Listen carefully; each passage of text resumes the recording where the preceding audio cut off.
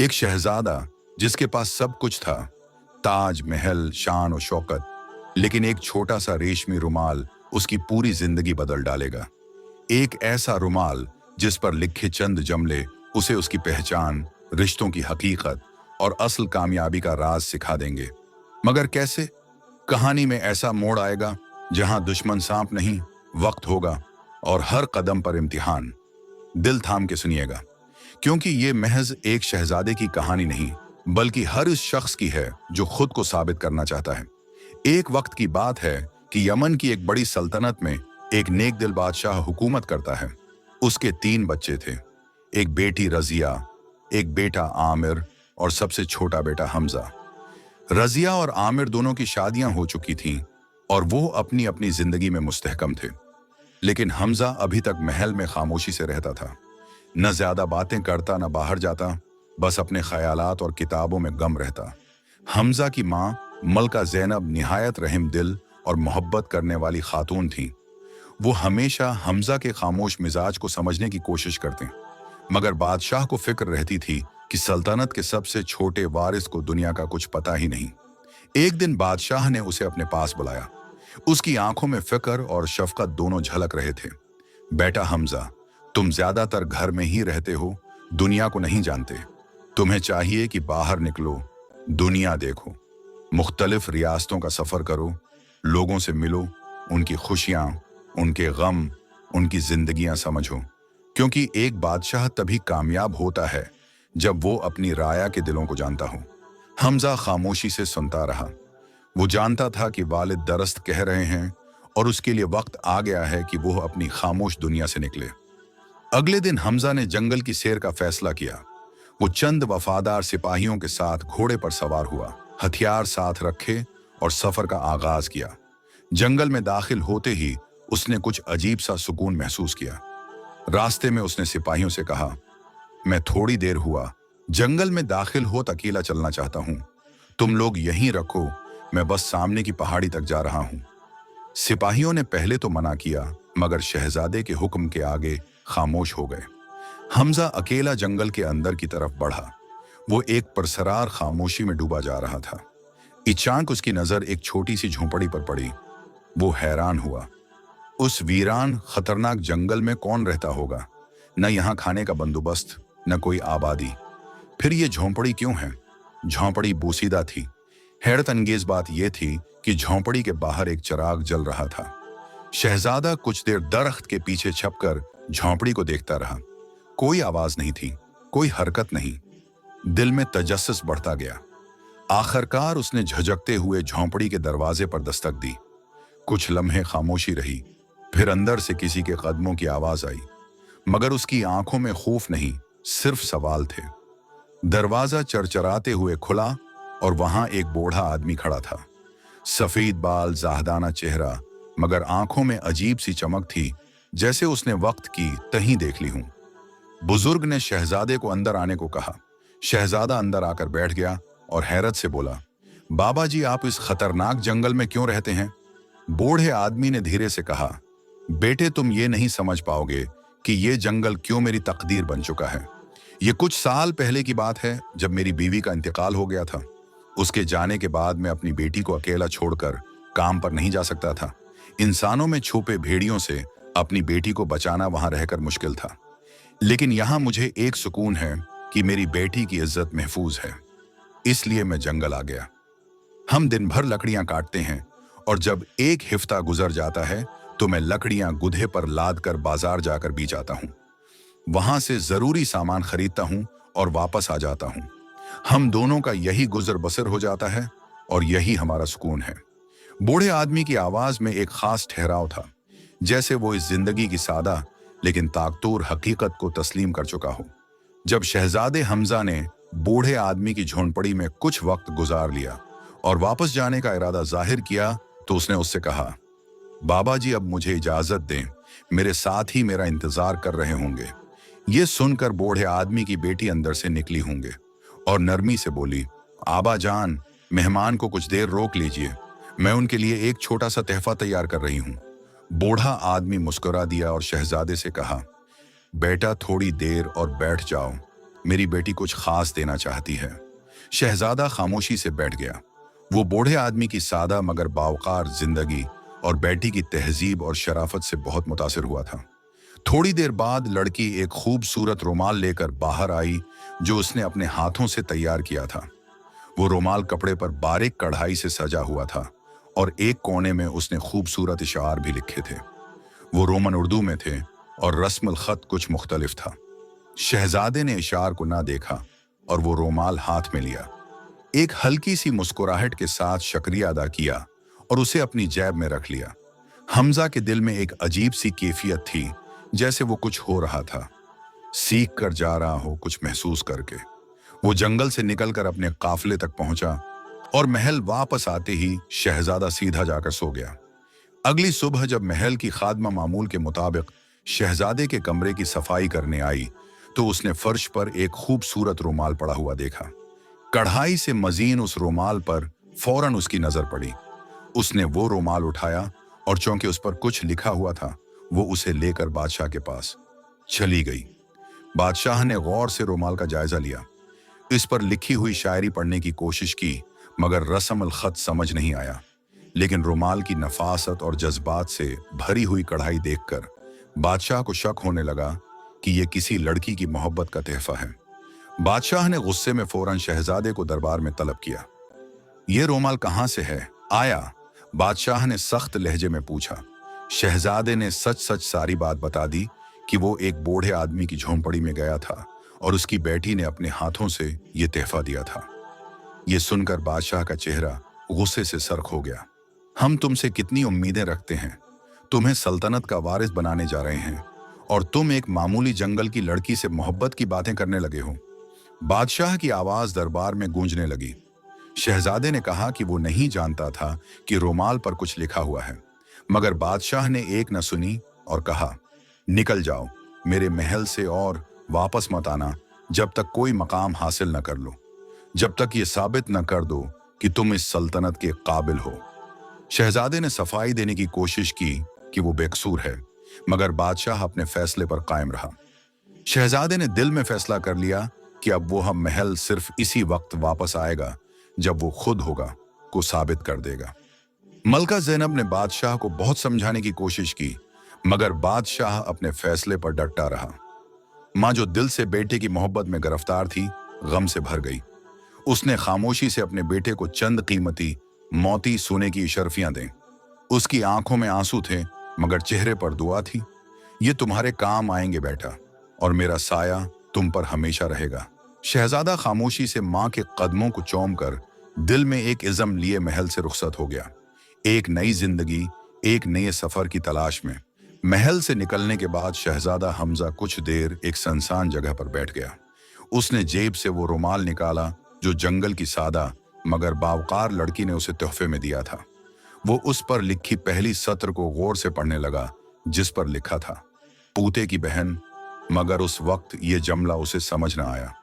वो उलझन में पड़ गया और रुमाल को वापस जेब में डाल दिया। दिल में बस इतना सोचा कि शायद वक्त के साथ उसका मतलब समझ आ जाए। वो सईदा अपनी बहन के महल पहुंचा, जहां उसे देखकर शहजादी हैरान रह गई। न कोई खादिम, न कोई सवारी, न ही कोई शाही वकार। उसने फक्रमंदी से पूछा, भाई क्या हुआ? आप अकेले क्यों आए हैं और इतने उदास क्यों लग रहे हैं? हमजा ने थके लहजे में जवाब दिया, अबू जान ने मुझे महल से निकाल दिया है। क्या मैं कुछ दिन तुम्हारे पास रह सकता हूँ? शहजादी ने थोड़ा झुझक कर कहा, भाई ये मेरा ससुराल है। एक दिन तो रह सकते हो, लेकिन उससे ज्यादा मुमकिन नहीं। मैं माजिरत चाहती हूँ। वो खामोशी से उठा और महल से बाहर निकल गया। रास्ते में चलते चलते अचानक उसे रोमल पर लिखी हुई वही सत्र याद आई और अब उसे उस जुमले का मतलब पूरी तरह समझ आ चुका था। उसे एहसास हुआ कि दौलत और रुतबे के बगैर रिश्तों की अहमियत बदल जाती है। लोग सिर्फ उसी वक्त साथ होते हैं जब तुम्हारे पास कुछ हो। ये सोचकर उसने रुमाल को मजबूती से जेब में रखा और दिल में अज़म किया कि अब वो खुद को मनवाकर अपनी पहचान और मकाम बनाकर दिखाएगा। ऐसा मकाम जहां रिश्ते मतलब से नहीं बल्कि मोहब्बत से बंधे हों। शहजादा हमजा अपनी बहन के महल से निकलने के बाद सीधा अपने बड़े भाई के पास गया। दिल बोझल था मगर उम्मीद बाकी थी। जब उसने अपना हाल सुनाया तो भाई ने निहायत हमदर्दी से सुना और नरमी से कहा, भाई, मैं तुम्हें कुछ जमीन है देता हूं, तुम उसे अपना समझो, यहीं रहो, काम करो और नई जिंदगी शुरू करो। हमजा थोड़ा हैरान हुआ। उसे अपने भाई से उस कदर शफकत की उम्मीद न थी। कुछ देर बाद जब वो तन्हा हुआ तो उसने दोबारा वही रुमाल निकाला।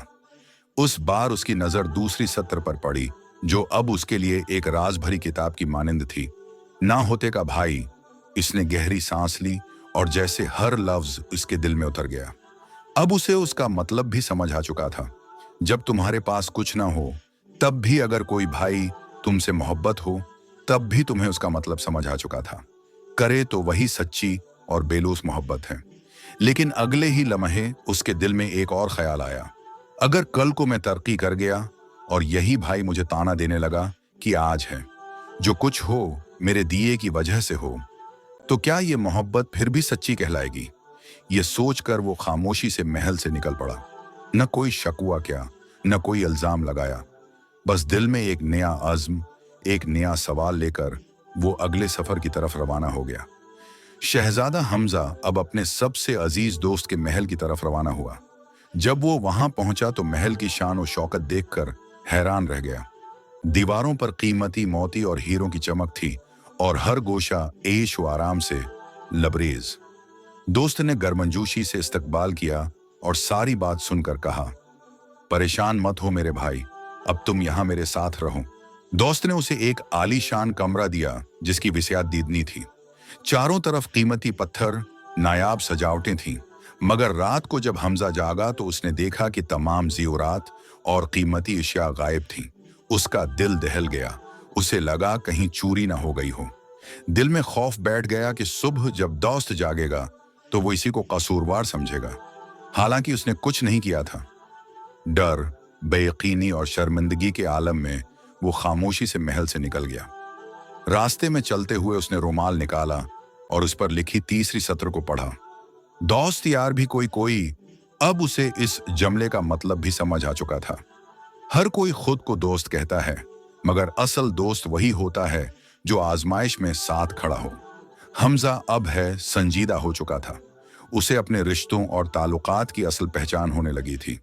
उसने सोचा शायद उसकी हकीकी मंजिल अभी बाकी है। शायद वो खुद को और दुनिया को मजीद जानने के सफर पर है।